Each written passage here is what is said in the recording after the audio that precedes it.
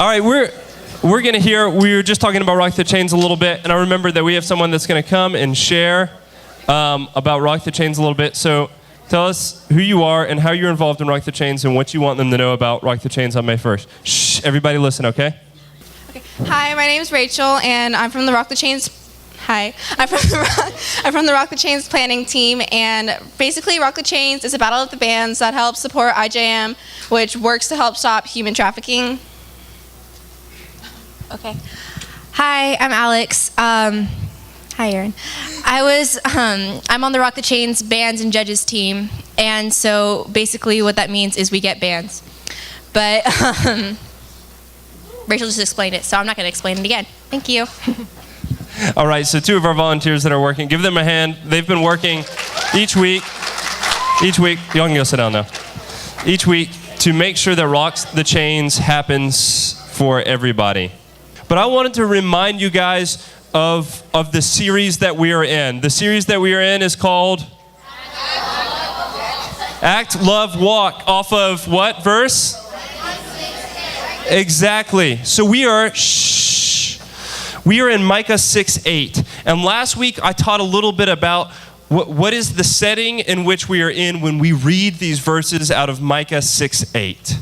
And I talked about the setting was that Israel, the nation of Israel, the city in particular of Jerusalem, was supposed to be this holy city. And it had fallen out of God's good favor because of decisions that Jerusalem was making, oppressing other people. Really, it had just become a bad, dirty city. And so Jerusalem is seeking to be back in right relationship and right favor with God. And they ask the questions, how is it that we will do this, get back in the right relationship? And they ask, do we do all these things that we've heard to do before, or offer these burnt offerings of calves, our firstborn? Do we offer these things? And the response, wait, where am I? Oh, there we are. Oh, I took the wrong slide out. Man, jeez. I will have to read it from my actual Bible. I said geez, not cheese. Cheese is also delicious. So here's 6:8. This is what they actually are told to do to worship God with their whole selves. Listen to this, people. He has told you what is good and what the Lord requires from you, to do justice, embrace faithfully love, and walk humbly with your God. So this is what they've been told to do, to get back into right favor of God, to right relationship, to do these things. And so we're looking at this verse as we talk about what it is like to worship God with our whole self, all of ourselves. And this evening we have a really cool opportunity to hear from someone that is seeking justice for people in the world, in response a little bit to things like this of God calling her to do these things, but also in response to experiences that she has had in her life, being sexually mistreated. And so this evening we have the opportunity to hear her story. And Neil and her are going to have a little bit of an interview on stage in a few minutes. But before we do that, we're going to take a look at a video that kind of explains her story. So let's take a look at that.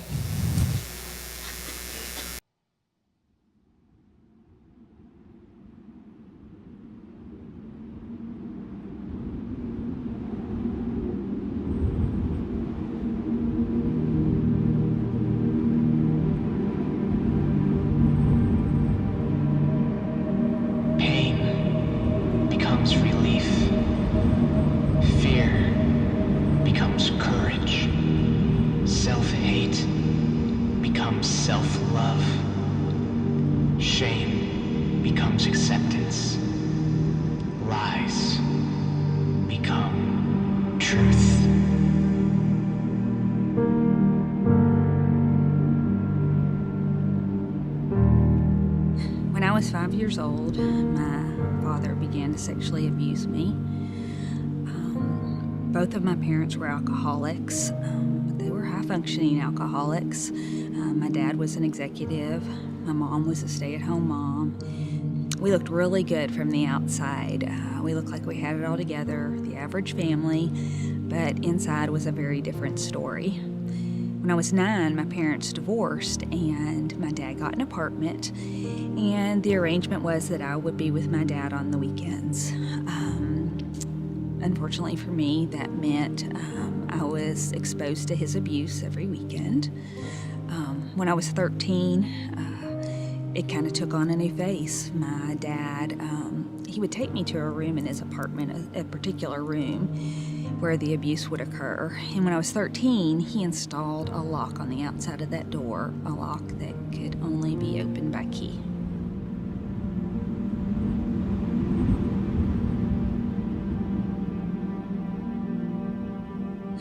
Shortly after my dad installed the lock on the door, he began inviting other men to come in and do what they wanted. And I was terrified. It was harrowing, and I didn't know them. I didn't know how many were going to come on any given night. What I did know was that my life was a nightmare, and I was powerless to change it. Tried to reach out to some teachers, and it just didn't work out. One called me a liar. One called my mom, who beat me for embarrassing her, and then called my dad, who beat me and told me if it ever happened again that he would lock me in and I'd never come out. And he took me to the room and he locked me there for 3 days. And I tried to run away, and he found me and beat me to where I thought I would die. And at the time, I really wished I would have. Eventually, I got to the point where I just was hopeless to think that there was anything was ever going to change. So I attempted to take my own life, and was hospitalized. I had several very severe injuries, and I went through some physical rehab. And when I got home, my dad told me that I was no longer desirable for the market. So I had grown up believing that my only worth was in the services that I could provide to men. And now he was telling me I wasn't even worth that. The feelings of hopelessness and worthlessness, self-hate, self-loathing, it was overwhelming, but it was all that I knew. I mean, I grew up on lies, and lies were the only truth I knew.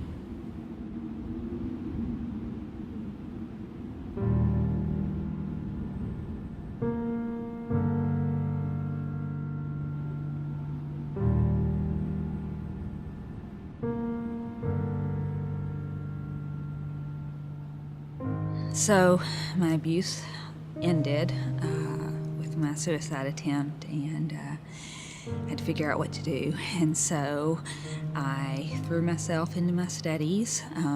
That was going to be my ticket out. I was very gifted academically, earned a scholarship, went away to college, and I decided I was going to start my life over. And at the place I was working, I met Mark, who was going to be my future husband. So on our second date, Mark took me to church, and I began to hear about a God who loved people, a God who loved me. I began to see love in people. People were loving each other like I had never seen before. And when I saw this, it was freeing, and I wanted what they had. So on November 4th, 1990, I accepted Jesus as my Lord and Savior. And for the first time in my life, I knew that I was loved, and not just by anybody. I was loved by the Creator of the universe. He loved me. And I had hope like I hadn't had before. I'd never heard it before. And I learned that I was somebody different than who all those men said I was, that I was unique and that I was special and that I was loved. And I had hope. Everything didn't magically get better, but I had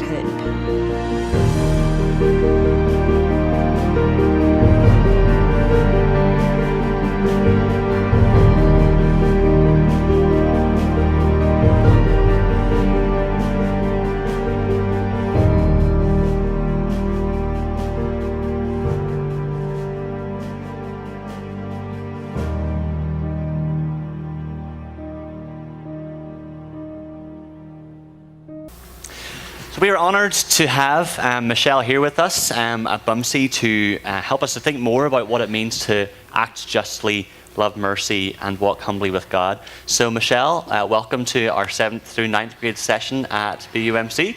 Will you welcome Michele to join us tonight?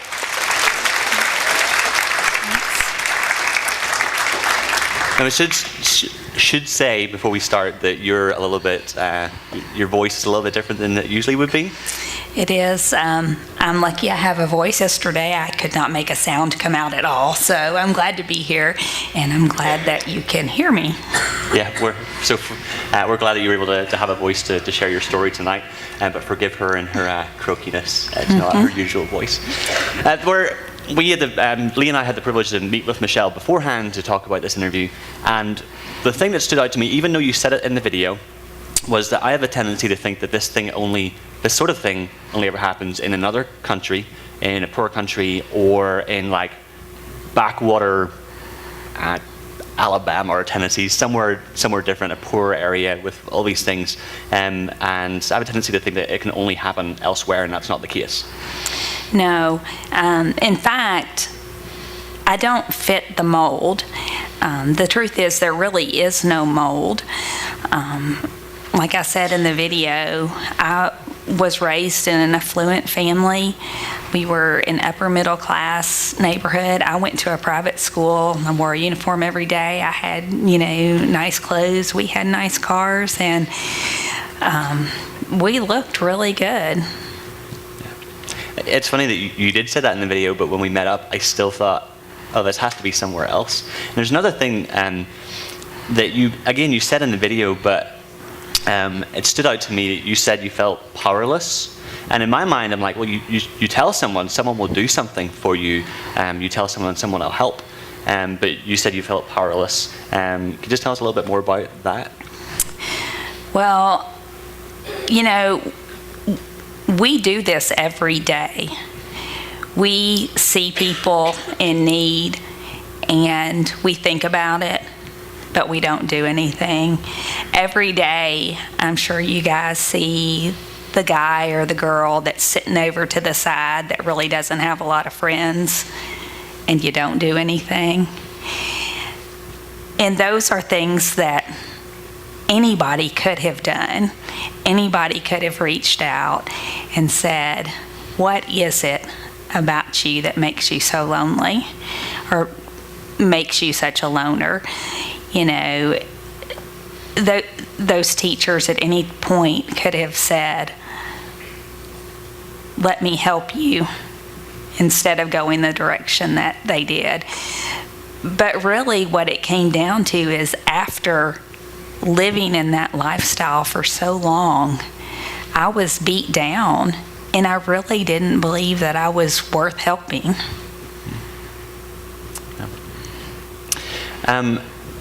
For our students, when we're thinking about injustice, what is injustice? In this case, Michele had her freedom taken away from her. She was locked in a room. She had her power taken away. And so this is very clearly an example of injustice, something that's not only against the law, but against God's kingdom and the way that God calls us to live in the world. So clearly in a form of injustice. Can you say a little more about how being a victim of injustice has impacted your life? What impact has that had for you as a child? Well, as a child, obviously, I was unable to do the things that anyone else could do. I was unable to participate in weekend events. I was unable to have friends. I didn't, even though we looked good on the outside, there were still a lot of things that I was unable to do. Now, as an adult, that looks different. You can say that too. Okay. I didn't know if you wanted to talk about that now or if you wanted to. Well, because the injustice that you've experienced has not just had an impact for the time, but now it still has had a long impact over your life, so you can say that too. Right. Well, because of the injustice that I lived and the lies that I learned to believe, I kept my secret past a secret for years. In fact, I was married 20 years before I ever told my husband what had happened to me. I was still, even as a Christian, believing the lie that I was not worth helping. And God got a hold of me, as he does when he wants our attention. And he said, I really have something more for you in this. And through just a series of events, he brought me to a point where I realized that I needed to let the secret go. But even without knowing the secret, there was a part of what had been instilled in me because of the injustice that wanted to help others and that wanted to do something. And so my husband and I became foster parents, and we foster children through the state, through the Department of Children's Services.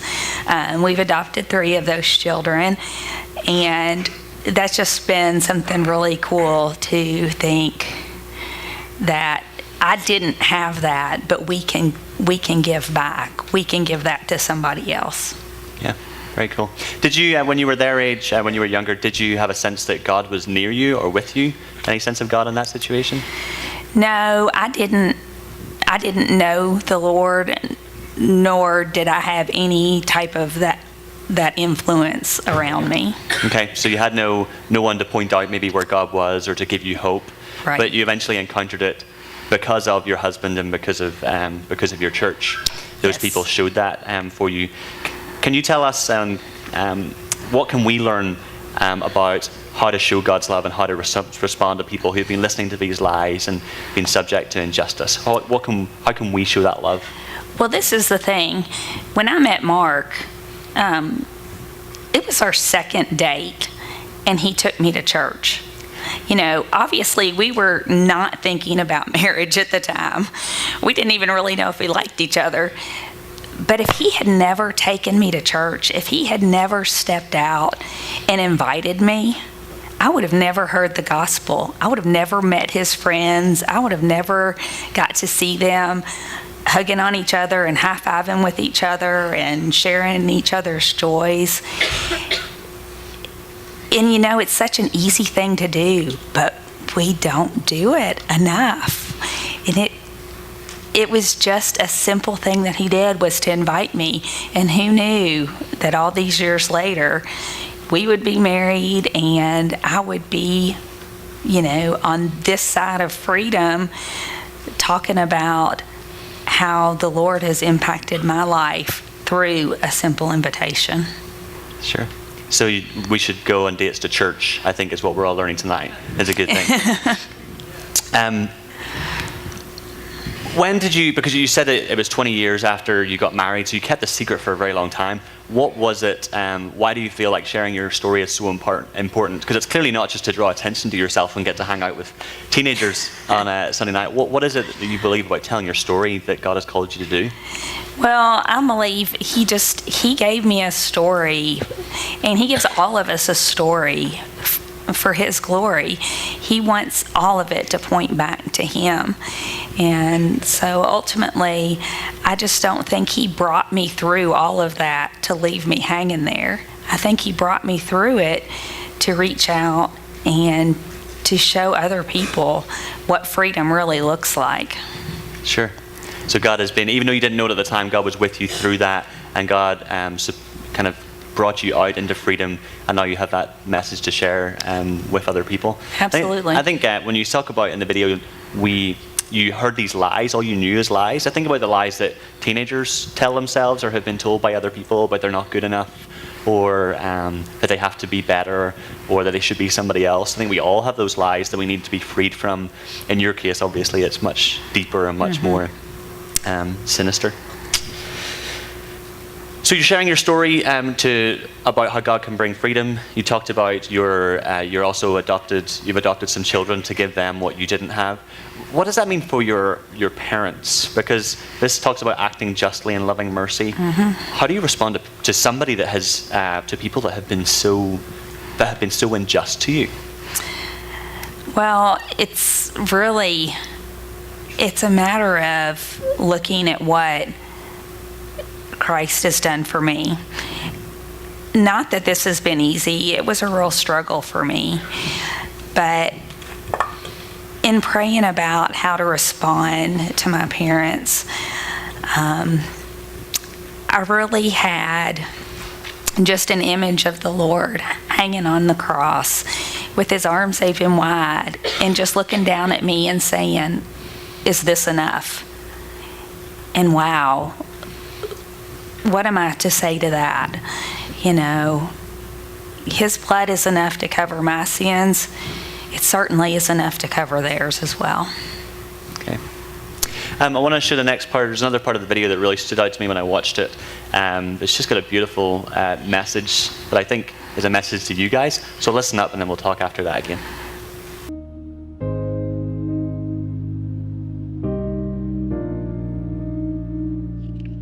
There was a point in my journey that I had a very real encounter with God, and I want to share that with you. I said, "I have lived with lies for so long, they seem like an indelible part of me. If I am able to let go, who am I, and what goes in their place?" And this is what God spoke to me, just as real as I am speaking to you. Pain becomes relief. Fear becomes courage. Self-hate becomes self-love. Shame becomes acceptance. And lies become truth. So what's my truth? My truth is that I lived a childhood of neglect, abuse, and a lack of love. These things do not define me. They play a part in who I am today, but they have no power over me.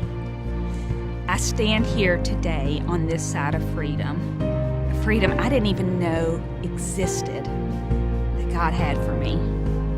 I am a child of the one true King. My identity is secure in Him. He has clothed me in a robe of righteousness. I am a crown in the palm of His hand. That's who I am. And I know without a doubt that God did not grant me my freedom to stand by and watch others struggle in bondage. God granted me my freedom so that I could forge freedom for others. He has called me to action.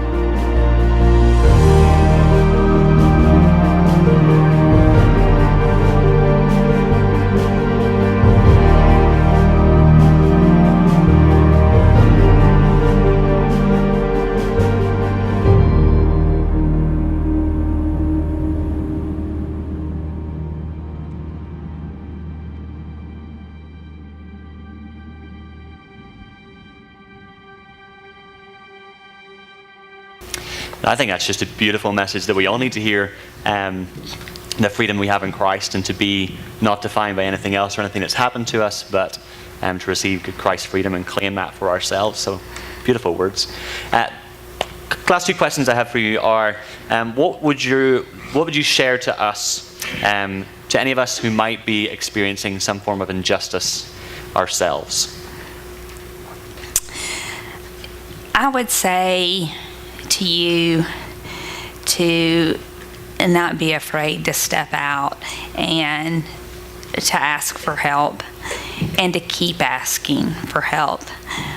If the first person that you reach to isn't able to help you, or just doesn't have the resources to help you, ask somebody else. because people do care. There are people out there. You just have to find them. Sure. And then we're thinking about how we act justly and love mercy and walk humbly. So what would you say to us about how we ought to respond to injustice that we see around us? Well, it can be just as simple as reaching out to that person that you see that is kind of the loner, the person who has a story that you don't know what it is. I think about, had somebody reached out to me, what would I have done? And what difference would that have made in my life? And I don't know, I can't answer that. But I think about those people that lived in the apartment that saw all those men coming and going, and nobody questioned that.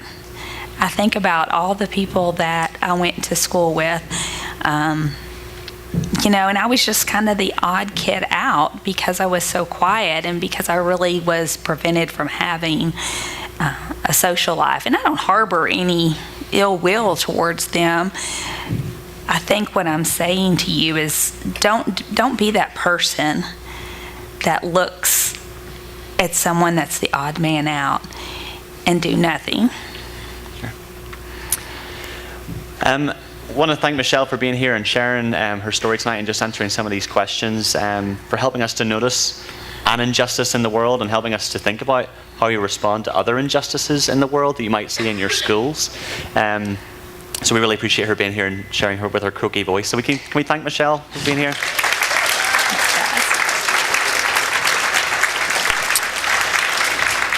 I'm going to invite the band up, but just a couple of things I want you to know.